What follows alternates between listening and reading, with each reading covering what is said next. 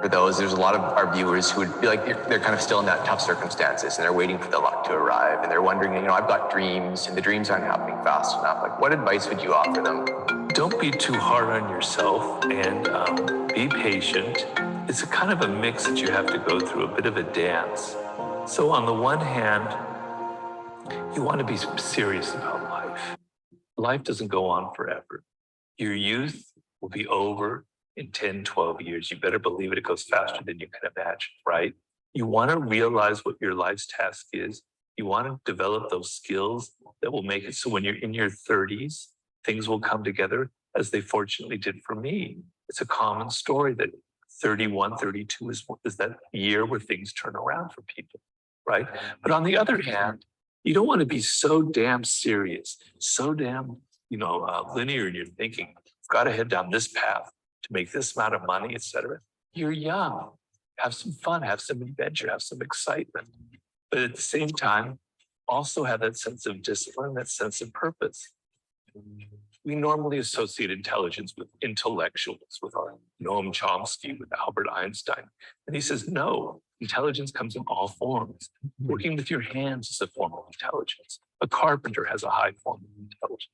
People who are sports, who athletically use their body, that's another form of intelligence. There's music, there's math, there's language. You have one of these frames of mind.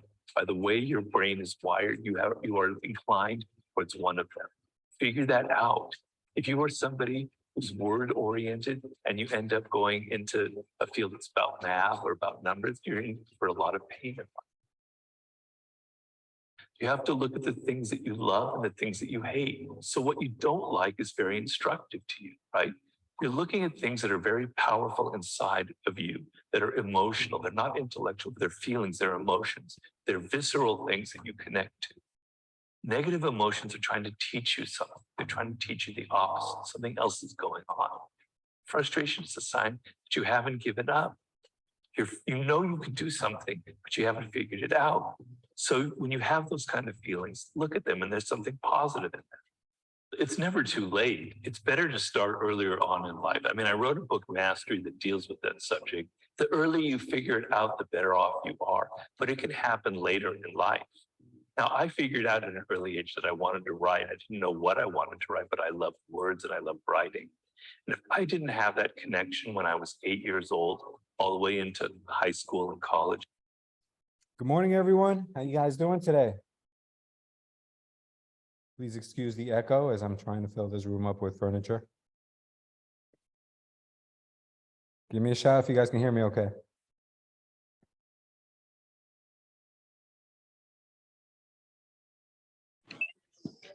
I can hear you, Lewis, but I'm in a Toyota place, so I'm not gonna be able to talk and I'll just mute myself. No problem at all. Let me just get off the screen. All right, guys. Let me just we're a small group as of now, so we're probably gonna do some more active type of roles today because as a small group. So I like when people participate. We learn more that way. So Morning, guys. Hey, good morning, Ivani. How's everyone doing? Good, and you guys? Amazing. Sounds like you're on a treadmill again. Thank you for joining us. Yeah, who's counting on her? That's good. How was everyone's weekend? Any great stories? Or anyone's week? We haven't been here in 7 days. Me. Thank you go so for it. much for introducing Calendly to me. I feel like my life has changed. And everyone that I have sent it to, they haven't had a problem with it. And you know what surprised me the most? That I had 2 people that had to cancel and reschedule, and they did it and they make a note and everything. So I feel like so much respect. Yeah, absolutely. That's great. I mean, no one's going to respect our time if we don't respect our time ourselves. We're all guilty Definitely. of just letting people in and then putting ourselves last at times. And then we can't even help other people because we can't help ourselves. Yep. That's good. That's good. I'm glad that was a game changer for you. It definitely was. I'm excited to keep using it. And as I said, I've seen that change right away. Some people still, don't get it. Like yesterday, my client, he texted me like twice and I replied at night because I like to get ready for the week. But I'm like, I mentioned it a couple of times that I don't work on Sunday, and then he's like, yeah, I know. So I'm like, yeah, you already know. Like, at this point, I don't know. Somebody Yeah, once said it's about quality and not quantity. that I is don't cool. want to work with everybody. I just want to work with people who respect my time, because I know where I'm going. So I want to get there with the right people. Yeah, I 100% agree. That's very good. And if someone's not respecting your time, I think that client is probably going to end up giving you a hard time anyway, and maybe not even buy something. Then you really get mad at that point. Yeah. Awesome. Thank you for that, Ivania. Anyone else want to share any good stories? Anything good happened to them this week? I went on 3 listing appointments from my farming. That's amazing. How'd it go? I Kind of landed response. 2. Mhm. One wasn't ready. And I what made it different for me is that I asked one really uncomfortable question for me. Yeah. And that was, who else are you talking to? Oof, I love that. And what they say? Um, for one, all 3 of them, they were really stunned and wanted to know, why do I want to know? Yeah. And of course, I said to them, because I want to know how serious you are about selling your home. Great question. That's amazing. That's good. And so did they respect you more after that question, or was it awkward after that question? No, they completely opened up, and I never had to discuss commission. I was the one to bring up commission Hmm. at the end of it after getting them to sign the listing. That's good. Yeah, because it's more awkward when you're trying to dance around the subject and then they ask you and then you're like, and then you don't know what to say in response, right? Yeah, the thing was really to get them sold on me and then get them sold on a company. Awesome. Once they had faith in me and EXP, Mhm. everything else was pretty much out the park. Did you My have, commission wasn't even an issue. did you just assume the listing or did you ask them, hey, are we going to work together? Oh, I assumed the listing. So you I pulled out said, the well, paperwork, had them yeah, sign. because they responded to me. Yeah. It wasn't like, you know, they was just picking out the book, and it wasn't like I did a cold call. It Okay. was my marketing and just sending them newsletters and just random cards that made no sense to them. And that's why they said that they had picked me, because I was sending them nonsense, but they found it funny, but they knew that I was serious once they went back to my website and looked at a couple of YouTube videos. You know, they did their research on me. So they knew me. I didn't know them. So which gave them the great opportunity to do most of the talking.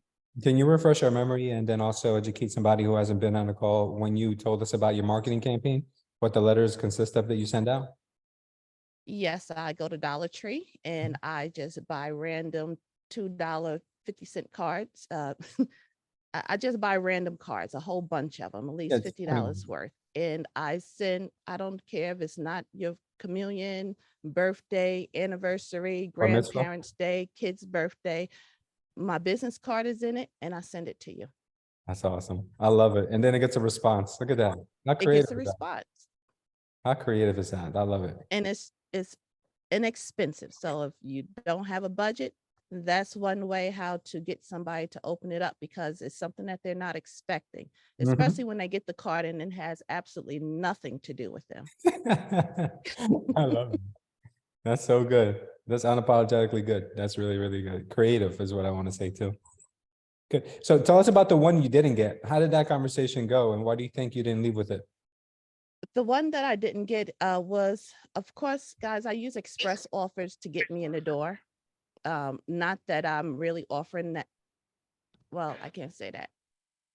Express offers is my way in the door. They're looking to sell. They want to know express how to get their money sold for cash. And the one thing I do is, for one, I need to get in the door to even qualify you, to see if you even qualify. Mhm. So that's my landing point. I like that. And if express offers work, it works. If it doesn't, it doesn't. I know who's in my buy box already. I know if it's available.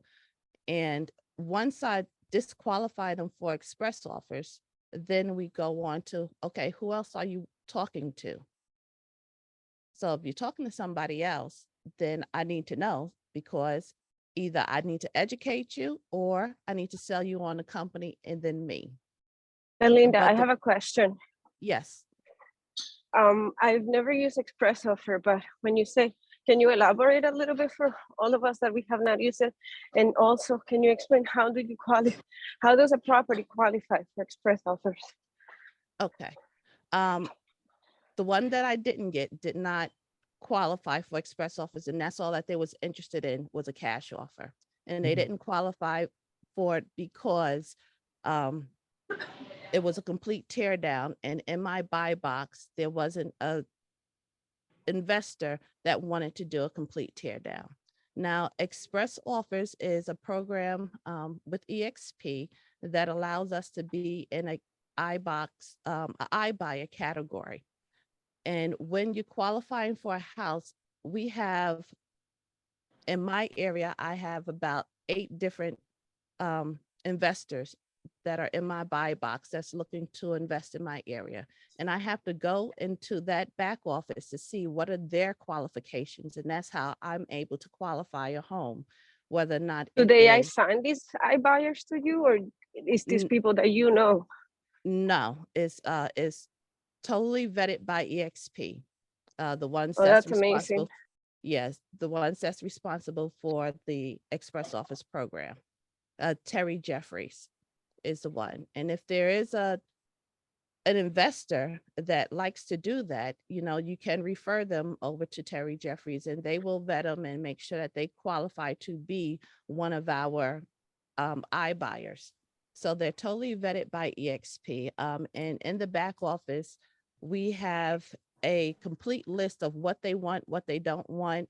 And we have a complete worksheet that we have to fill out to make sure that it qualifies. So when you went to that listing appointment, let's say you can't, you're saying that they didn't qualify. So that means you actually did get the listing and you went back and you checked and you had to go back to them and tell them you don't have a value? No, I do my homework all before. I'll pull up your tax records. I've already done a drive-by. I already know how old your roof is or an estimate about it. Basically, if the roof is old and the door is old, I pretty much already know that they may be a good fit. Because if Okay. those two things aren't done, I can guarantee you the inside of the house is old. Okay, did you still go to this appointment, or you let them know beforehand that they were not going to qualify for I Express still Offers? go. I still go. Okay. You don't know what it turns out to. We have our phone conversation. I do a Zoom call because I never go to anybody blind anyway. That's the wonderful thing about technology now. I don't have to go to any listing appointment blind. We first do a Zoom call so that we see each other one-on-one. And when I get there, and if you don't look like what I saw in the Zoom, I do have my badass stun gun with me.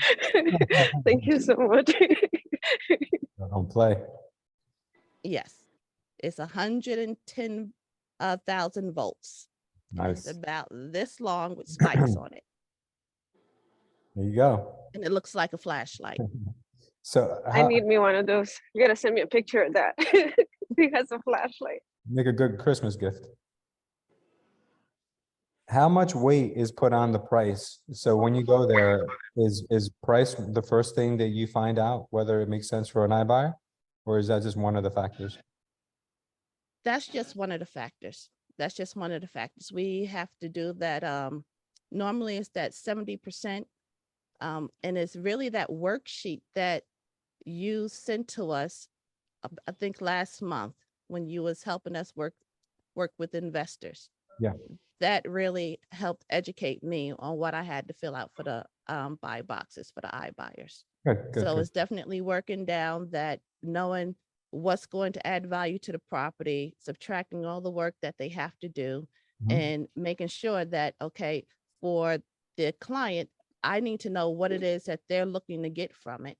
And then I will go ahead and do the 70% and let them know that if you're going to go the iBuying route, understand that they're looking for a discount. These are investors. Some of mine are just to fix and flip, and some of the people in the iBuy is a buy and hold.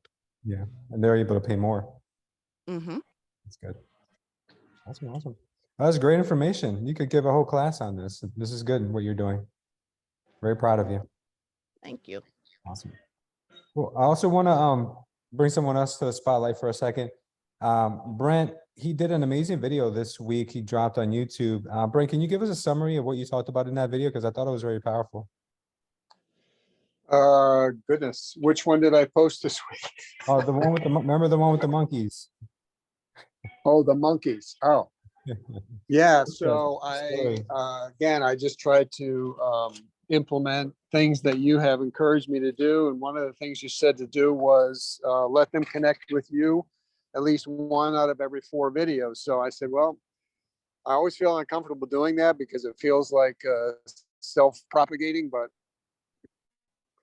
I gave it a whirl. So I told a couple stories and why we think like we think, and the voice that we listen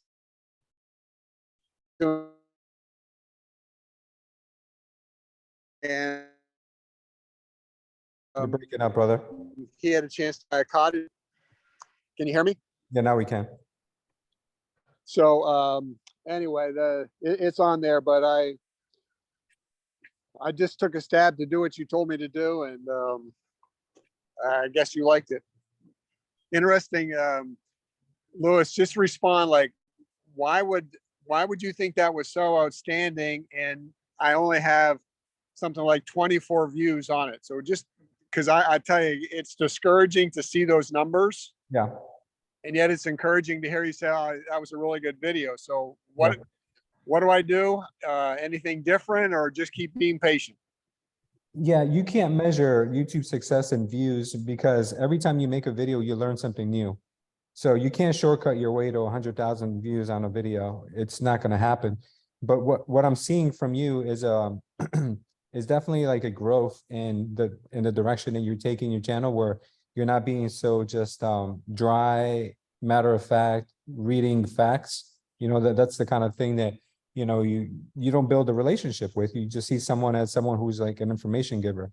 But if every so often you're like, you open up and you tell something personal that happened to you, an experience that you went through, a story about your life, maybe a story with a moral like you gave in that monkey story, people start to also connect with you on a different level than just like, oh, this is the guy that makes funny prank videos. This is the guy that does, he just talks about real estate. This is the guy that, or the girl who just talks about makeup.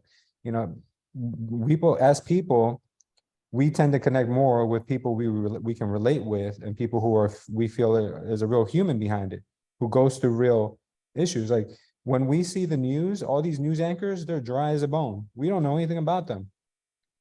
But then when we see somebody on YouTube who talks to us like a human being and relates to us and tells us the truth, then we can tend to connect those people and trust those people more. Now, what I told you about your video is that your video, I like the story, but I also told you I didn't like the way you started your video because there was too much fluff.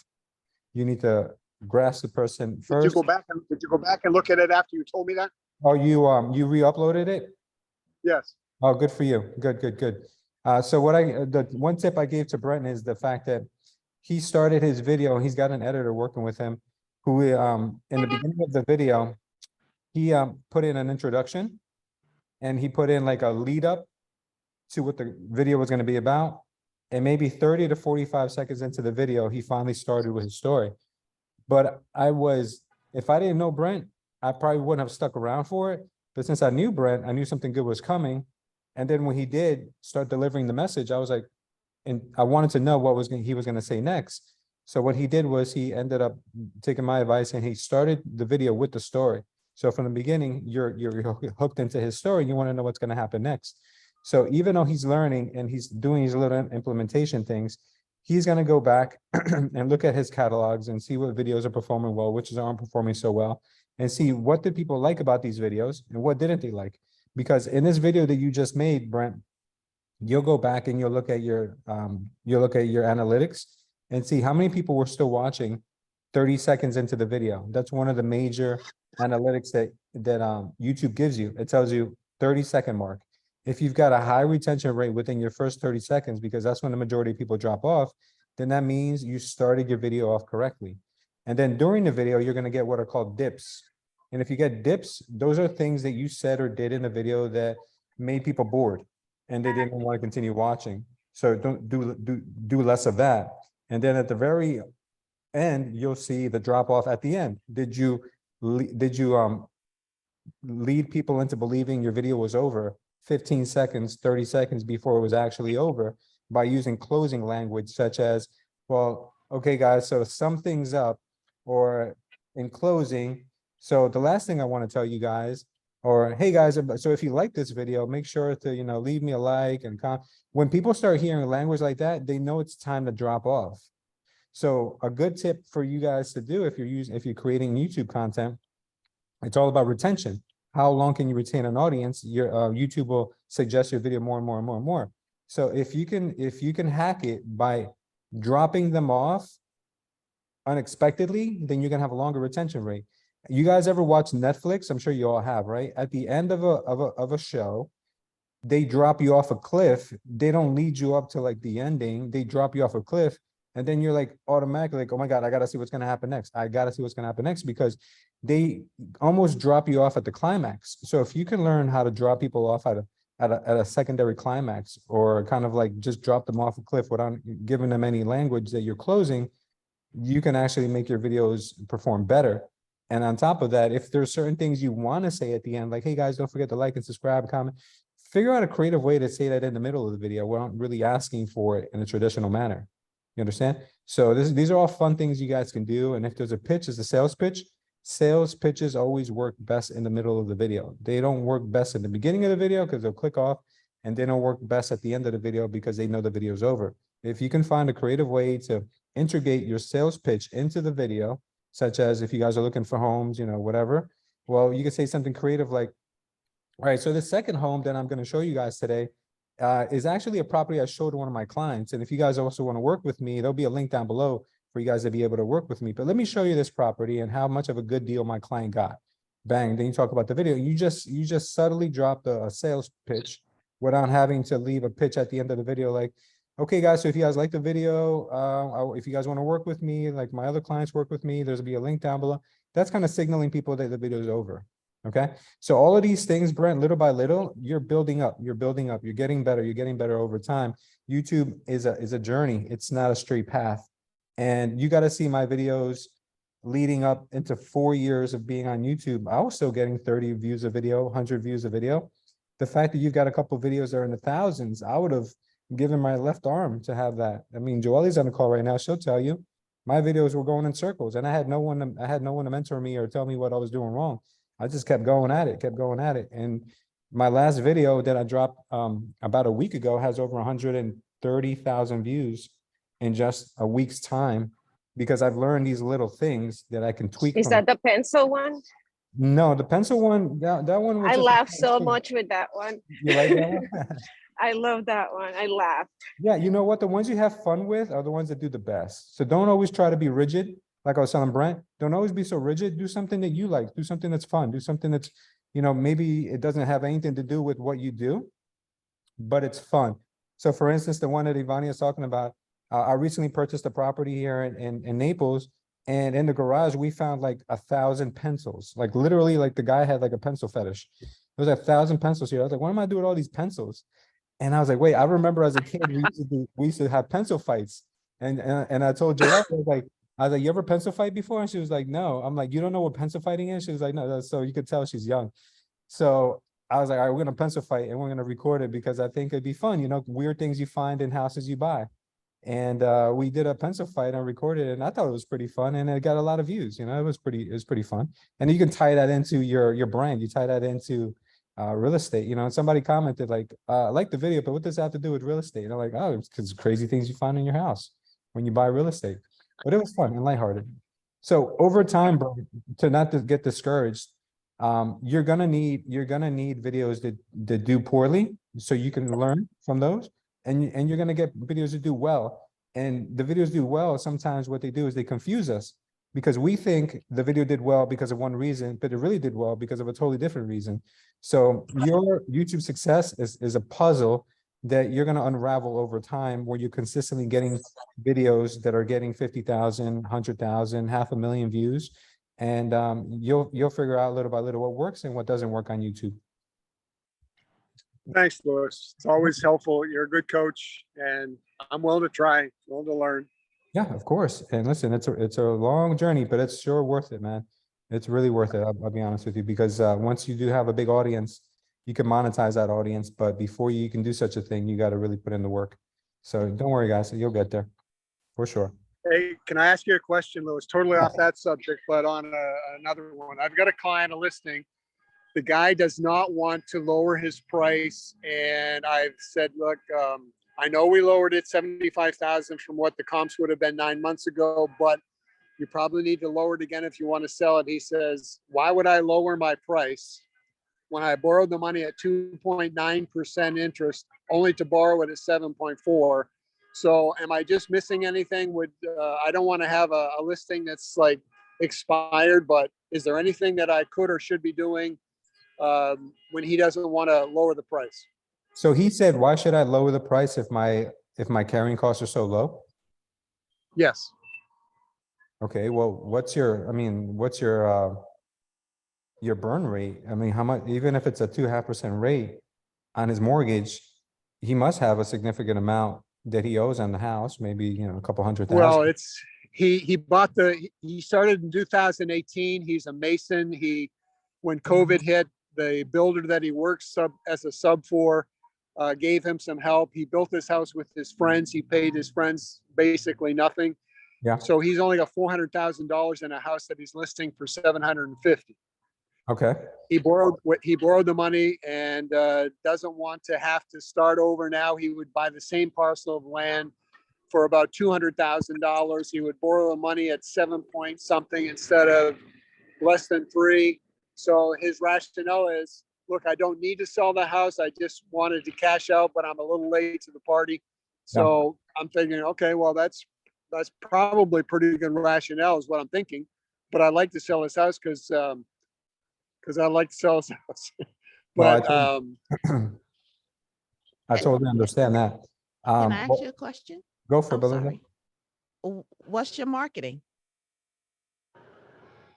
my marketing is basically listing on the MLS. I paid for some boosts. I marketed it all over the United States and Canada on Google because of the snowbirds coming down at 3.5 million. So had some listings, some showings, but basically not that many. Mhm. What would you do, Belinda? Reverse marketing, Which means what? which means those that you sold to go into your MLS and drag it back. There should be a link there has to be a link in there for you to go and target back the ones. When I say the ones, if there was any other realtors that show the property, you're going to target it back to them, bring it back to them, and you need an email campaign going on. So I would have been doing email campaigns, sign up with MailChimp, or I do mine with Google, but there's just a lot more work for you to do than to lower the price. You Yeah, can't stick it on an MLS and expect it to run. right. I think Belinda, I think she meant reverse prospecting. Is that what you? Okay. Yes, that's what I meant. Yeah, Thank you. reverse prospecting. Yeah, that's a good idea. Anyone else? Come on, I know you guys have some. What would you guys do? Put yourselves in that position, because I have a different way of looking at it. But how about anyone else here? The next thing I would do is hit the loan officers. Let Mhm. them start putting together some work for me about Marketing. the 2-1, the buy down. Yeah, true. He's got the money to move. He could put something for it into it. So show a buyer that they're going to get a good deal. Yeah. Okay. All right. Well, listen, since Belinda's the only one here that has given us any insight, I'm going to give you guys my point of view. Everything Brent has said so far about this gentleman makes me think that he's a very numbers-driven person. So if he's a numbers-driven person, what I would say to him is, first of all, we have to put our clients' best interest before ours, right? So if the guy is like, hey, listen, I have a 2.5% interest rate here. I only owe 400. It's worth 700. I wanted to try to cash out on the top of the market, but it looks like I missed that boat. Well, what I would do in that case would be this, because every day that goes by is one day closer to the guy thinking that Brent is the reason why it hasn't sold, and he gives that listing to someone else. Okay, so let's hope it doesn't get to that point where his listing expires and he doesn't want to renew with Brent. So what I would do is, if I were Brent, I would go to a loan officer and I'd say, hey, can you give me some ideas of what his mortgage payment would look like? I'm sorry, not a loan officer. Yeah, I'm sorry. Yeah, a loan officer. Can you give me because you can go to a credit union too, but I would check with a broker first. Go to a loan officer and say, what would it look like if this guy took out a HELOC, home equity line of credit, on top of the mortgage he already has right now, because he has a 2.5% interest rate that he's in love with. What if he took out another HELOC for, I don't know, HELOCs are usually like 75% of the home's value, maybe even 80%. So if the house is worth 700,000, you said it's worth more or less? 750. 750. So if it's worth 750 and we do a 75% loan to value, he owes 400,000 right now. He can take out a home equity line of credit of 162,500 and he can use that tax-free. Meanwhile, if he sold that property, I'm not sure how many years he lived there. If it was owner occupied, then obviously he would be okay with escaping capital gains that way as well. But he could also escape capital gains and still keep an asset on the books right now by taking out a HELOC against his property, rent the property where you'll get paid because you'll rent it for him. You can make some money now by renting it for him. And then what you do is you put him on your calendar. So that way every 10 months or 9 months, you call him and say, listen, the lease is coming up. Are you going to want to renew with these people or are you going to want to try the market again? So every 9 months you do the same thing, because what happens then is that you become his go-to guy, the guy who got him answers, the guy who got him more opportunity. And if you cash him out $162,000, you might be able to go find him another property for him to invest in. So maybe you won't make the money on this one right now, but you kind of stash it away for a later date. And you become that guy who fixes his problems instead of just being the guy who's an order taker and lists homes and only has one-dimensional thinking. You can take money out of this property, help him still stay tax-free, and help him make more investments, and then later on come back to this property if it ever needs to. Because what I don't want to see is I don't want to see him getting fed up to the point where he's like, you know, Brent, I don't think this property is gonna move. I'm just gonna rent it, and then he rents it himself because you didn't give him the idea first, and then you don't end up making any money, or he gives it to another real estate agent. So he can take a HELOC and still own the home, but move out and rent it. Yeah, he can move out, rent it. He can keep his 2.5% interest rate because the HELOC goes in second position. So have a first mortgage and a second mortgage. The second mortgage will be for 162,000 at a HELOC rate, whatever the HELOC rate is right now, maybe, 6-7%, whatever it is, but it doesn't matter because a HELOC is like a credit card. HELOC stands for Home Equity Line of Credit, guys, for you who you guys are not familiar with the term. Home Equity Line of Credit. It's a HELOC. You can only really do these on owner-occupied properties. You really can't do them on investment properties because there's too much risk involved. But if you can find a bank that does it on investment properties, then that's a good resource to have. But if he does that, he can, in essence, accomplish everything he wants to in his mind and still keep that asset that's appreciating over time. So I would go that way and try to sell him on that proposition, Brent, because you're spinning your wheels, spending money, spending time that you're not getting back. And God forbid you don't get that back. So I would come up with a solution for his problem, help him move on from this headache, and help him acquire more properties and come back to this property every 9 months or 10 months. Yeah. All right. Good. That's great. Great. Thank you. No problem, guys. Anyone else? Anyone else have something to add on that one? I was just say, hey guys, Go ahead, bro. What about Go for it, Joe. I was gonna say, what about like some creative financing, seller financing? Yeah, that's another solution, seller financing. So if he wants to sell it, he could sell it to someone. The note would stay in his name, but the property would pass on to the other individual. Yeah, the only problem with that seller financing option is that the person would have to either put $400,000 down to be able to pay off the previous mortgage, or what you could do is it's called a wraparound mortgage or a piggyback mortgage, where you can basically give him, the other person, also a loan on the property with maybe only 20% down, but the interest rate would have to be much higher, or it obviously is, than the current rate right now. So this person. No, he could. Go ahead. I was gonna say, Louis, he could sell it subject to the existing You could do a mortgage staying subject in to? place. Yeah, you could do a subject to. Explain, Joe, what a subject to more, Yeah. because usually when a property transfers ownership, there's a due on sale clause on the previous mortgage, which means that has to get paid off unless you do a subject to. So can you explain that? Yeah, so subject to is when you sell a property, and the title passes on to the new owner, but the existing mortgage stays in place at the same interest, same terms, under as it was before.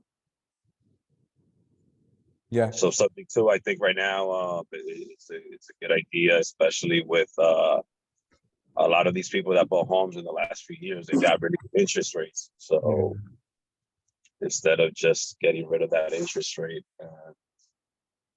you could kind of go ahead and sell it subject to. yeah, good. Thank you. Good. Yeah, it's an idea. Did you Yeah. understand that, Brent? The beginnings, but I don't want to take the time to go too deep, but I think I do. Yes. Subject to means it's got to be in hands with some kind of a lending agency has got to be tied into that. Right? Brad, you contact me. I can help you with that. Okay, good. Yeah, 'cause that's what I've been specializing in recently. Great. Thank you. Thank you. Now, You're one other hitch. The guy moved in March of this year, so he hasn't been in for 1 year, and I want to make sure that I'm not leading him astray. When he has to be in the home for a year in order to apply for the homestead. Correct, Louis? One more time. Say that you were, I was breaking up on this side. Say it again. He moved in March of Yeah. last year, so he hasn't homesteaded yet. Oh, So he okay. doesn't have to pay capital gains until he's homesteaded, right? Well, you can't get the capital gains loophole until you've lived in it for 2 years. So if he sells it now, is he going to pay more? Is he going to pay through the nose holes on that capital gains? If he's lived there for less than 2 years, he's gonna get whacked with capital gains. He is. Unless that's subject to. Yeah, unless he does some type of, creative situation where he doesn't, have to transfer title out of his name. Okay. So that's all the more reason to do a subject to. Yeah, or refi. Okay. Yeah. Well, this is definitely where my inexperience is working against me. So I probably need to pick up a conversation with you, Louis, and get some coaching as to. So it's a little foggy around the edges, to be honest with you, but I'll Yeah. find out. Yep. Okay. Anyone else? I think Alejandro was gonna add something to this. I was gonna add something on the HELOC because I'm doing it myself. Go for it, buddy. So it is two different options. You get the line of credit or just a lump sum with fixed rate. So it's two options. So that's what they gave me. Citibank gave me, and I took the one lump sum with a fixed rate, not line of credit. Yes. Yeah. Okay, guys. Anyone else? Because I'm just reading up here on the ins and outs of the subject to mortgage, subject to option. Anyone else want to add anything?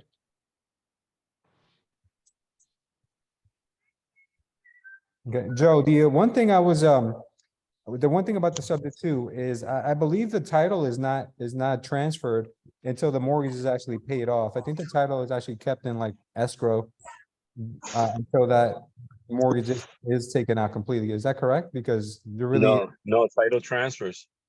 the title transfers even with the mortgage being outstanding. Correct. So how does the title company reflect that? Because usually a title company, when they issue a owner's title policy, they want to make sure that all liens and such were taken care of off the property. No, the note stays in place because it's not like an assumable loan. The Yeah, note stays in place, is under the person's name still. mhm. And then it's just according to the terms that you agree. Sometimes you can structure the payments, let's say, well, subject to you just take over the mortgage. But let's say you could also do, if there's equity available in the property, you could do subject to, and then you could do another note on seller financing for the for whatever you guys agree to for that equity. Mhm. But yeah, it could be done. It's knowing which title company you got to work with, Yeah, or which attorneys you got to work with, yeah. and who are familiar with the process. Yeah, the subject to option has been around for a very long time. I just never directly worked with it myself. So yeah, maybe we can do a little bit more about the subject to on a later training. We'll do some. Yeah, definitely. We'll get together, Joe, and talk about that. Yeah. That's good. That's good. Okay. Yeah. Does anyone else want to add anything that we've covered so far? Very helpful. Thank you. No problem. No problem at all. Okay. In this market, more than ever, guys, I want you to start thinking outside of the box. I want you guys to start really thinking, become problem solvers, and you know, not only for other people, but for yourselves as well. You know, I want you guys to really start looking at a thing more than one dimension. There's so many dimensions to being able to figure out a solution for someone, and that's really where your value comes in. You know, I've talked to people before in the past about what to do with their homes. And a lot of times, like I leave their head spinning because they've never heard of such options. And you know, for you as a real estate agent, you know, right now is the time to really kind of feed your brain and be able to be that resource for others. And little by little, you acquire a little more knowledge over time. You become a resource for people, and that's that's really when you attract money to you. You don't have to go out there and prove yourself to the world. You just basically are who you are because you've acquired so much knowledge over time. And people just, you know, understand that, you know, that is who you are. You know, you're a person that solves problems, has solutions for issues, and not just a person who's reactive. That's the last thing I want you guys to be, is reactive. That's how we lose clients. You know, that's how we that's how we get a bad rap as real estate agents, and we get compared to like car salesmen at times. You know, because people think that we just are sitting there waiting for someone to feed us. You know, and that couldn't be further from the truth. You know, being in sales is a very difficult, thankless job at times, and people don't understand that until they see it for themselves. You know, it's very, very different from the inside out, so, other than from the outside in. A lot of people join real estate thinking it's a get rich quick type of option, and that's why we have a 90% attrition rate. That's why you see so many real estate agents right now leaving the industry. Meanwhile, very few are jumping into the fire. You know, when we had the 2008 lead up, people were getting in and people were getting mortgages on deceased people. Anybody can make money. You know, these last couple of years, you're getting into real estate and there were buyers are jumping out of the woodwork. Obviously, yeah, everyone had a portfolio of clients, but now when things are drying up and getting ugly, it's really going to limit our ability to operate as real estate agents unless we start thinking outside the box, like the tips that Belinda gave us today, like the solutions that Brent's going to be offering to his client. And Brent's client, from what I understood Brent say, is like he's connected to other investors as well. He's a Mason. He knows other people with money. So when Brent becomes a solution for his client, and his client is like, oh, thank you for stabilizing this property for me, giving me these options, Brent's going to say, no problem. But I want you to do me a favor now. Do you have anybody or your friends you can introduce me to? Don't even say, hey, do you have any of your friends who are looking to buy or sell a property? Because the guy's gonna be like, no, not right now. But you ask them, do you have any friends that you know of that are interested in real estate that you can introduce me to? I want to meet more people and grow my circle. Once you start looking at people as relationships and not potential targets or clients, then you'll start to grow. Because you look at the highest people in this industry, the people who have reached the pinnacle of sales and price points, they all talk about their clients as relationships. They don't talk to them about as clients or customers. They don't use those words. They don't use those dirty words. So when you start changing the way you look at people in your sphere more as relationships and friends and connections, then that's where you start to kind of differentiate yourself from other people in this business, right? So how many of you guys are probably guilty of this? Because right now it's going to be a lot of downtime, you know, more than you had in the last couple of years. How many of you are now going to just sit down and start strategically thinking about who are we working with and who are the people that are most loyal to us in this business, who have given us leads, who have given us referrals, who I love working with, right? who's that perfect avatar you've had in your database that you've neglected, that you haven't reached out to and said, hey, just wanted to call you and see how you've been and just check in on you. You know, don't even talk about business. And then if you want to get anything out of that conversation for yourself, you first ask, hey, is there anything that I can do for you? Is there anything that you need help with? Is there any type of service that you've been putting off because you didn't know the right person? And then they're going to be like, oh, that's amazing, you know, that you asked that. Yeah, I need this, I need that. You know, try to connect him with other people. And they're going to say, thank you so much. We're like, oh, no worries. Listen, and if there's anyone that you're friends with who's interested in real estate, I'd love to get to know them too and help them as well. Is there anyone that you can direct me to? You know, these are easy ways for you guys to really get in there as a more of a professional and less as like someone who's thirsty and looking for the next opportunity to capitalize on someone's relationship with someone else.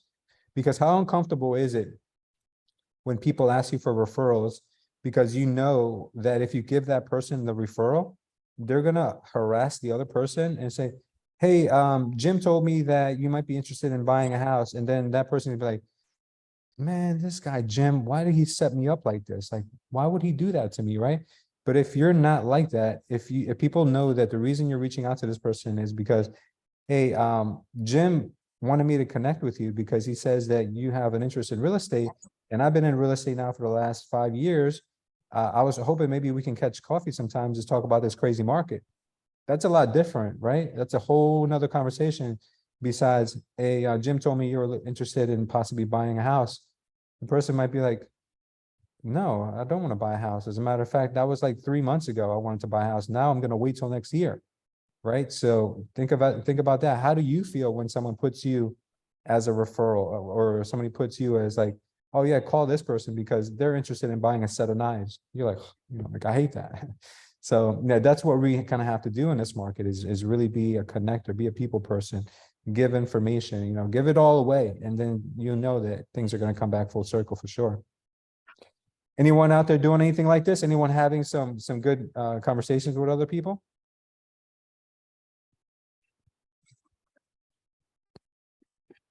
No, not yet, but talking about the HELOC and a subject to actually made me go in my case of CDs, which a lot of you probably don't even know. And I pulled out all my old Carlton sheet stuff. And so, you know, this stuff, when he gave it out in 2001, I'm telling you guys, it doesn't get old. And there's a lot of YouTubers think that they are reinventing the wheel, and the system's not broke. Don't try to fix it. So I'm going to go back and listen to those CDs and copy them on a computer and put it up on Google Drive.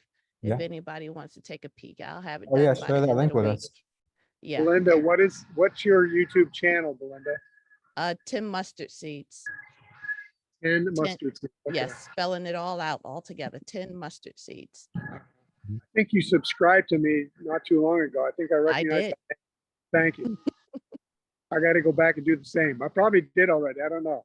Yeah. I wasn't sure who it was, but anybody that subscribes to me. By the way, I've gotten scammed on a few of those. I think I invited the scammers in, but it's all right. You're not one. No. If you got scammers on your comments, then that means that you're doing good. Mhm. Good. Awesome. Okay, guys. So one other two things I want to close out with here. One of them being this. I talked to you guys about thinking outside the box. So I'm going to propose a situation to you guys, and I want to see what solutions you have for me. Number one. And then number two, I started this video today with a gentleman who was talking. I'm not sure if you guys know who he is. His name is Robert Greene. Robert Greene has written some of the most prolific business books. Mastery, 48 Laws of Power. Like, these are the books that will literally change your entire life. Like, if you guys want links to those, I'll put the link to my book resource in the chat in just a sec. But the first thing I want to talk to you about is this situation right here. I got a call over the weekend. I own a property that I was trying to just to flip a hotel. Like, you guys know what a hotel is it's a mix between a retail sale and a wholesale. So I bought the property and I just wanted to sell it to another person, cleaned it up, didn't do much work at all. It wasn't even in Florida, it was in Texas. So I just wanted to get rid of it. It's too far for me to maintain. So I had a really good deal on it, a really good offer on it. But the lady who listed the property, she didn't listen to me when I told her that I don't want any FHA buyers because it's not seasoned. So she ended up accepting an offer on our behalf, told me it was conventional, ended up being FHA. And then we come to find out we can't close until the night, well, we can't even put it into underwriting until the 91st day. That's what seasoning is. Seasoning means the property has to be held in an entity's name for at least 90 days before you can even submit an offer. I mean, accept an offer according to the FHA. Conventional doesn't have that restriction. So she ended up, getting me into this deal that ended up being FHA. And I was like, whatever, taxes are very low. I didn't really care about carrying it for an extra couple months because I got a really good offer. And we ended up going into contract and they did all their underwriting and all that. Then they ended up getting cold feet because the market completely switched. The market, turned on us. So they were like, we're probably overpaying for it. So then they backed out, walked away from their deposit. And then I had to drop the price significantly, a lot, right? So now that I've gotten the price down to 189,000, I think we originally had it under contract for 225 or something like that. I'm getting offers. So I'm getting 2 offers in, and one of the offers said if I sold it to him cash, he can pay 160 cash. And I've already turned down a 160 cash offer. And I told him, well, if you've got 160 cash, that's an interesting offer, but I'm not willing to really come down much off of my price. I'm at 189 right now. As a real estate agent, what kind of solutions would you offer me if you had someone who is at 189? They've got someone who's willing to pay 160 cash, but if they don't pay the 160 cash, you're going to have to go in for financing to try to get the remainder of the money. What would you guys do in that situation? He's not willing to come up. What would you propose? Yeah, he's willing to come up, but if he comes up, he's going to have to go in for financing, which is fine if he goes in for financing, but that just means we're going to have to wait a couple months before we close. Hey Lou, so I think that's one of my deals I did is seller finance because only 30K, bro. So just do seller finance and those 30K. Yeah, listen to this genius. He literally gave me the idea that my real estate agent did not give me. I had to give her this idea. I said, tell the guy to just give me the 160 cash and then I'll finance the difference. Interest free. Right? So I'm getting 160 cash today, which puts me in the green. I'm making money on that deal. And then I'm going to finance him the other 30K over the next 3 years, $1,000 a month. Right? What a solution that is, right? Right, Alejandro? How many of you guys would have thought about doing that? That fixed one of my problems. And you only learn these things with experience. So what I talked to you guys about earlier is thinking outside the box. That's what really makes us different, is thinking outside of what the normal parameters. If somebody throws us something, we have to look at that in as many different, and I'm being serious. Next time you guys come up with a problem, next time you have a problem, don't just look at it from the surface level of like black and white. You have to look at it like, okay, how can we get gray and fix this problem? How can we veer off in this direction and fix this problem?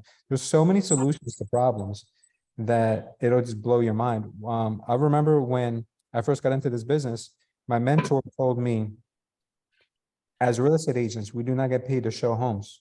We get paid to solve problems. And that's when it really clicked in my head that we're not just order takers. We are professionals and we get paid to solve problems. So if we can solve problems more efficiently, we're much more successful. Think about that. Same thing applies in life. We get paid proportionally to the problems we solve. Solve bigger problems, you get paid more. You solve little problems, you get paid less. Right? If I'm selling hot dogs on a street corner, I'm solving the problem that you might be hungry for a snack.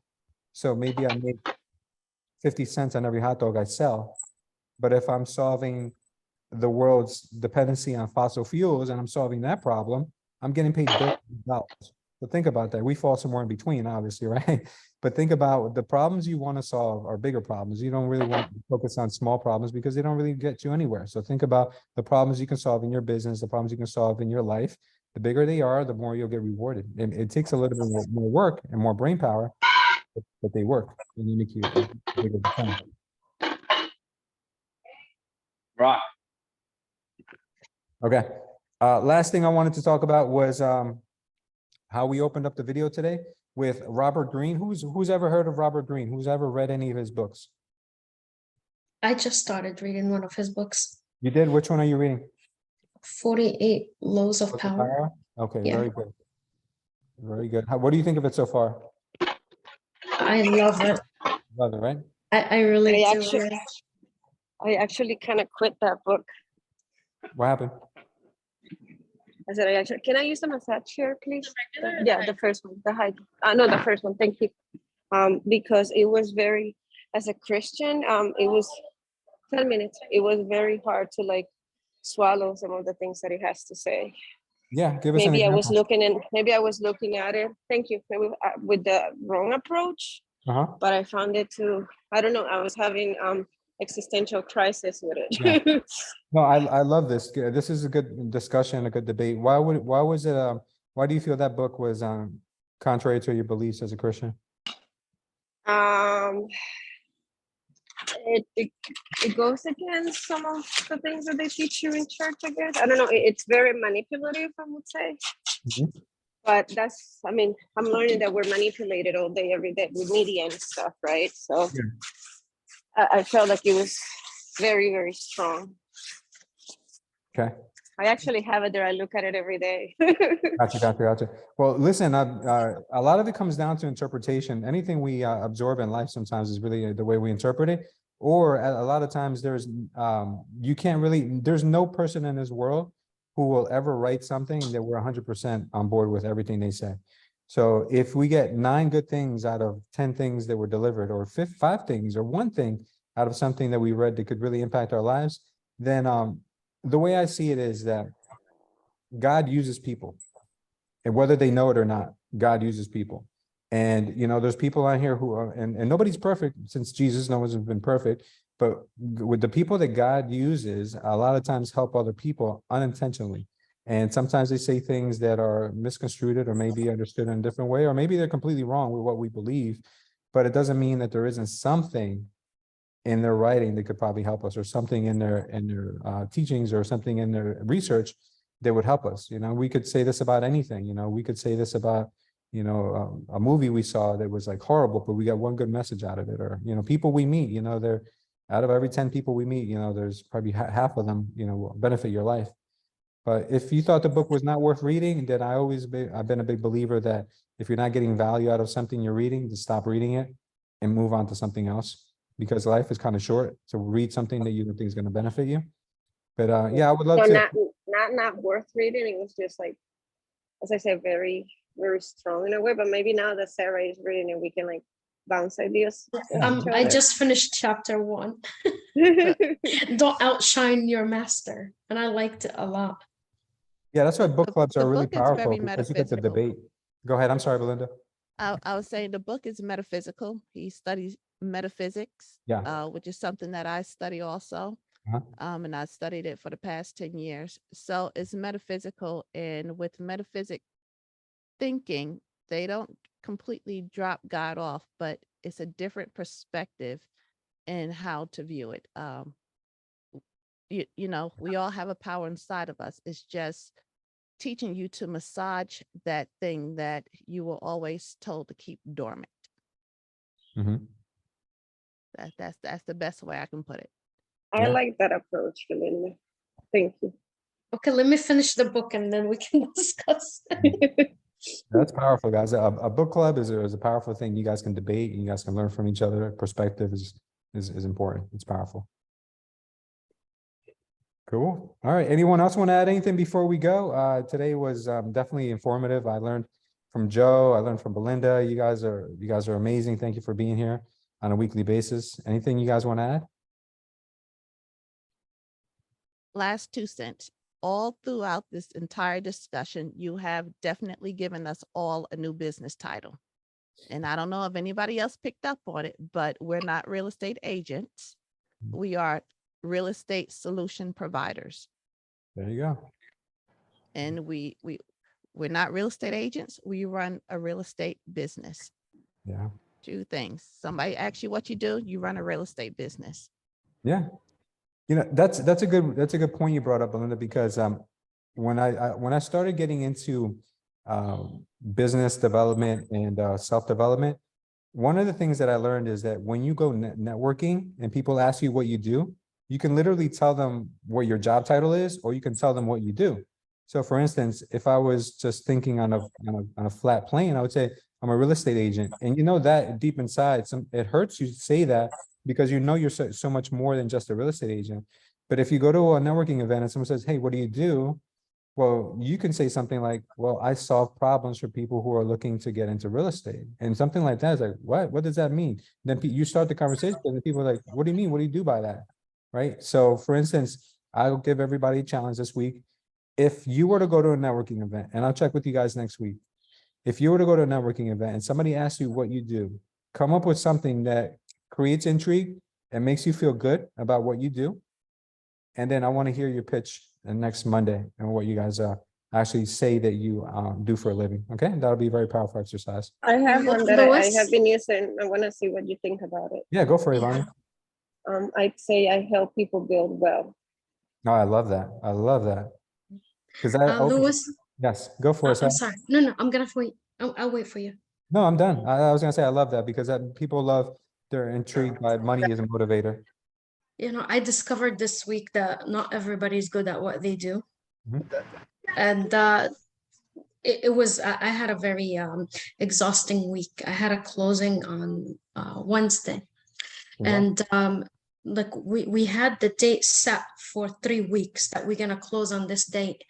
And then the seller, okay, so the listing agent did not get the CO till a day before the closing. Mhm. So the seller signed the morning of the closing, and it was nobody to deliver the documents to our attorney. Yeah. And he wouldn't even volunteer to go take the documents to our attorney. So Wow. I went and I picked up the documents just to get the closing to close because my buyers had taken their day off. Yeah. They scheduled furniture delivery the next morning. And then my people asked me to ask him, they're highly allergic to dogs. Mhm. They asked me to ask the listing agent if we can get a cleaning crew in to start cleaning when we go to the walking through and leave them there for 4 hours and go to the closing. He said yes.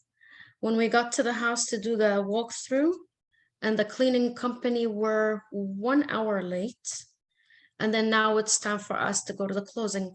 The seller showed up and she said, no, it's technically still my house and I don't want them here by themselves. In Unbelievable. an empty house, yeah. I said, oh my God, I just, the only thing I thought of, and it was a good idea, I said, look, you don't need me at the closing table. You got your attorney and you have the closing officer. Just go to the closing. I will stay here for another 3 hours with the cleaning crew, and then I'll deliver the key to the attorney. And it worked, and we closed. Problem solver. I stayed with these people all day. Yeah, problem solver. I'm telling you, look at that. Yeah. Yeah, and there's going to be more situations like this, guys, where you have to think, how do I fix this problem without getting one person upset, the other person upset, one person uncomfortable. Like you have to really figure out how to do this. And sometimes you're going to have to ask for help. Like Sarah, sometimes she may have to ask for help. She's going to be like, I can't be at 2 places at the same time. So who can I get to help me? First, you want to think about who's tied into this transaction that I can call upon. And if nobody is available to help you with something that's part of the transaction, then you got to think about who have I done good things for? Who have I helped in the past that I can call on a favor, right? Because that's why it's good to be a good person, because the more good you do for other people, there's going to be a day where you need help and be like, hey, Jim from the office, listen, I need a big favor and I'm sorry to even ask, but could you do me a favor and just go and sit in on this closing for me? Because I have to run out and do something very important for my client for the deal to close. If you want me to pay you for your time, I'll gladly do so. But most people will be like, no, you don't have to pay me. So just think about that, guys. I mean, that's great. I love that story, Sarah. Thank you. Yeah, my buyers were very happy. Thank God they used my attorney. So I was on the cell phone with her for the whole time. They used my title company. I do deals with them all the times. So it was very friendly. Everything was good. That's amazing. That's amazing. Good for you. Thank you. Thank you for that. All right, all right. Well, guys, I know we're up on our time. I just want to say thank you again for being here, and I hope everyone's going to have a very productive and super successful week coming up and implementing these ideas that we have. And if Belinda, if you wouldn't mind, I would, if it's not too much to ask, would you mind closing us out with a prayer? That's so funny. Next week it'll be my turn. Yeah, it'll be your turn next week. Since you're getting ladies involved, this is the first time. Thank you. No worries. I'm sorry I haven't done so yet, and I really dawned on me. Yes, please. You know, I was wondering, when is it gonna come? I had a dream about that. That's why I just said you are so funny. Yeah, now it's my turn next Cool. week. There we go. I'll look All forward right. to that. Yeah, we too. Go for it. Go for it. All right, Father God, we thank you so much for this time together. We thank you that you have given us the wisdom and everything that is ours by divine right. We are so worthy and we are so deserving. You have prepared everything for us, everything in this world to minister unto us. Prepare our hearts and our minds to receive it now. We thank you and we look forward to such an awesome, incredible week. We were made for an incredible journey and we thank you. Amen. Amen. Amen. Amen. Thank you, Amen. guys. You guys are amazing. Thanks. Have a great day and a great week. Thank you. Great Yeah. call, Louis. Amen. Have a Thanks. great week, guys. Bye-bye. Bye, Bye. guys.